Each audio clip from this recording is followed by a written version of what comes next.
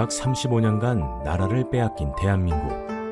침략과 야욕을 불사르며 가진 명목으로 약탈을 일삼아온 일본. 1950년 6.25 전쟁으로 이어진 아픔으로 1960년대 우리는 너무도 배고파왔습니다.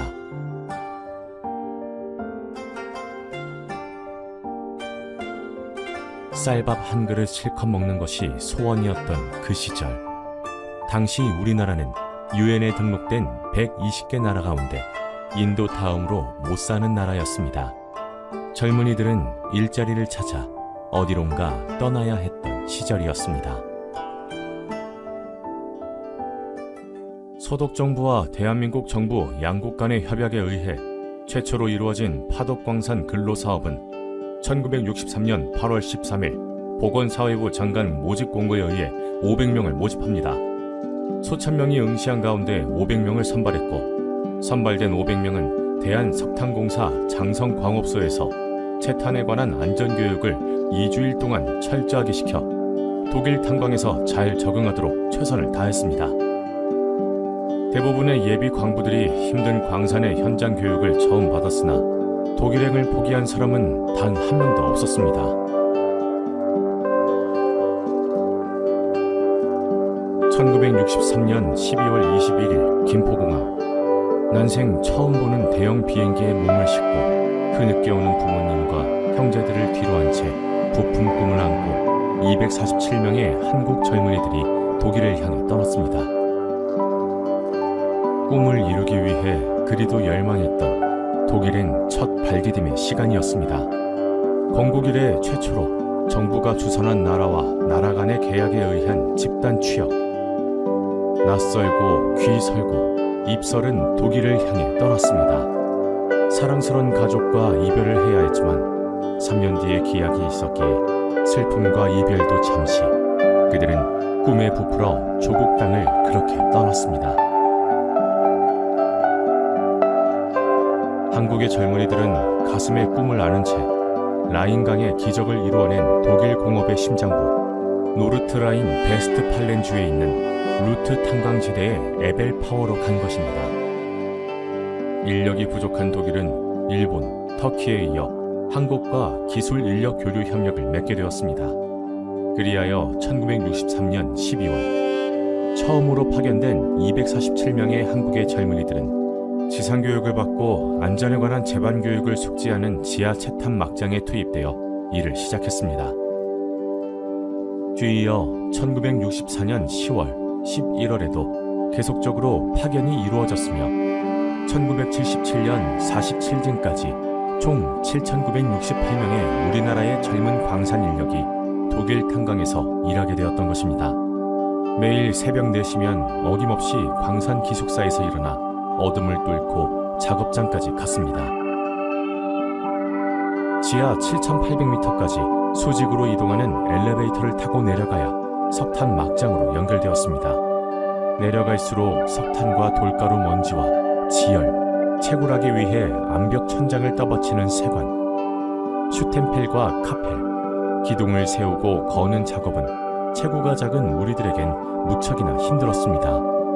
가만히 앉아 있어도 땀이 비오듯 흐르는 찜통 같은 작업장은 신고 있는 장화 속에 땀이 고였으며 몇 번씩이나 쏟아내고 양말을 짜내야 하는 막장 기온이 30도가 넘나드는 작업 환경을 견뎌내지 않으면 안 되었습니다. 그렇지 않으면 꿈을 이룰 수 없다는 독한 마음으로 입술을 깨물며 힘든 날들을 이겨냈습니다. 무섭고 날카로운 땅속의 칼날 기계들이 석탄벽을 긁어 넘어뜨리고 컨베이어는 실어내는 작업을 도왔습니다. 때론 순차적으로 천장 돌덩이가 무너져 매몰되는 사고도 있었습니다. 작업하는 시간 내내 시시각각 전쟁터와 다르지 않은 막장 작업은 삶과 죽음이 넘나드는 처절한 현장이었습니다. 3년 동안 탄광에서 견디고 참으며 일했던 이들은 약속 근무 횟수를 채운 후 일부는 귀국하고 일부는 남아서 공부하여 교수, 의사, 전문 기술자, 광산의 최고 경영자인 오버스타이거 등이 되었습니다. 캐나다, 미국, 호주 등지로 해외 이민을 떠난 이들도 있으며 한국으로 돌아와 교수, 공무원, 사업가, 예술가, 농업 전문 경영가, 영화 제작자 등 다양한 분야에서 전문가로 살고 있습니다. 오늘날 누리는 이러한 영광은 독일 광부로 일했던 험난한 시기를 이겨낸 저력이 있어 가능했다고 감히 예상해 봅니다.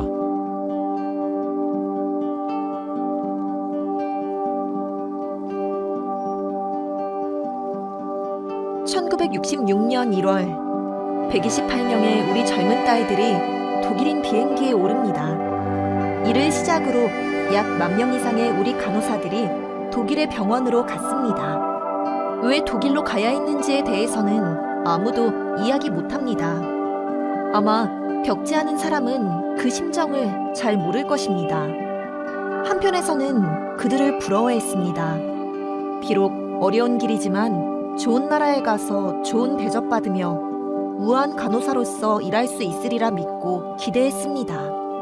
1977년까지 많은 간호사들이 각자의 꿈을 안고 독일로 갔습니다. 처음 독일에 도착해서 부딪힌 가장 어려운 문제는 바로 언어였습니다. 환자의 생명을 다루는 간호사들은 의사의 지시사항을 정확하게 이해해야만 가능했기 때문입니다. 그러나 그들은 1개월 배운 독일어 실력이 고작이었으며 병원에서는 온갖 굳은 일을 도맡아 해야 했습니다. 주방 일을 포함해서 병원의 기본 업무는 물론이고 환자 목욕을 시키는 일 등이 그들의 몫이었습니다. 그들이 힘들고 어려운 환경을 참고 이겨낸 가운데 피어낸 아름다운 미소는 간호사에 대한 인식을 완전히 바꿔놓았습니다. 상냥하고 밝은 한국 간호사들은 독일에서는 없어서는 안 되는 소중한 존재가 되었습니다. 그들은 독일에서 꿈을 피웠습니다. 간호사로서 최고의 위치에 오르는가 하면 공부를 하여 의사, 교사, 사업가, 외교관, 사회복지사 또는 다른 전문직으로 직업을 바꿨으며 결혼하고 가정을 이루어 제2의 인생을 펼쳐나갔습니다.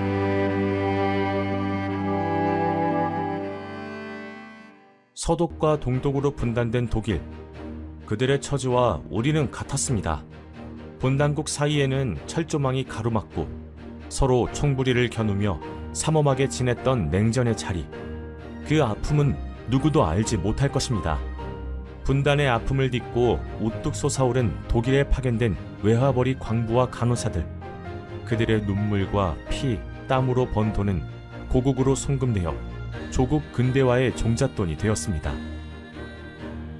독일 광부와 간호사들이 송금한 돈이 당시 1967년 대한민국 1년 총 수출액의 2%를 차지했습니다. 조국 근대화의 기초가 되었으니 그 돈은 굉장히 값진 돈이었습니다. 차관 총액은 1억 5,900만 마르크였고 그중 상업 차관이 1억 500만 마르크, 재정 차관이 5,400만 마르크였습니다. 우리들의 땀의 대가는 그 후 경부고속도로, 제철소, 중화학 공장 건설 등에 기여하게 됩니다.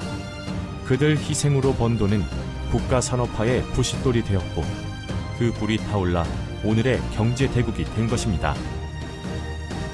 대통령이 독일에 오셨을 때 굳게 다짐한 결심이 고속도로 건설로 이어졌고 송금된 돈은 경제개발 제1, 2차 5년 계획을 성공시키는 힘이 되었습니다. 그날이 있어 오늘이 있는 것입니다. 가난했던, 배고팠던 60년대를 넘어 새마을 운동으로 이어진 조국 근대화의 물결은 산업화를 이루었고 이제 세계 제11 경제교육국가로 나아갈 수 있는 디딤돌이 그때 이루어졌다 해도 과언이 아닙니다.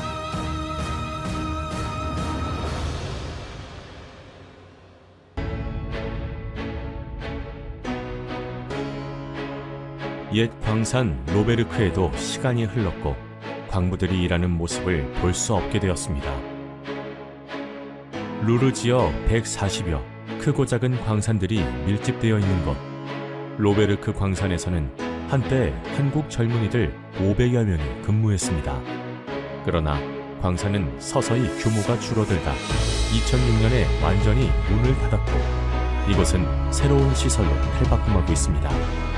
기존 시설과 지상 건물들은 그대로 보존하여 옛 산업의 추억으로 남기고 이곳 광산에서 근무하던 젊은이들을 위해 기술 교육 취업과 여가의 장소로 쓰이며 젊은이들의 다양한 재교육장도 탈바꿈하고 있습니다.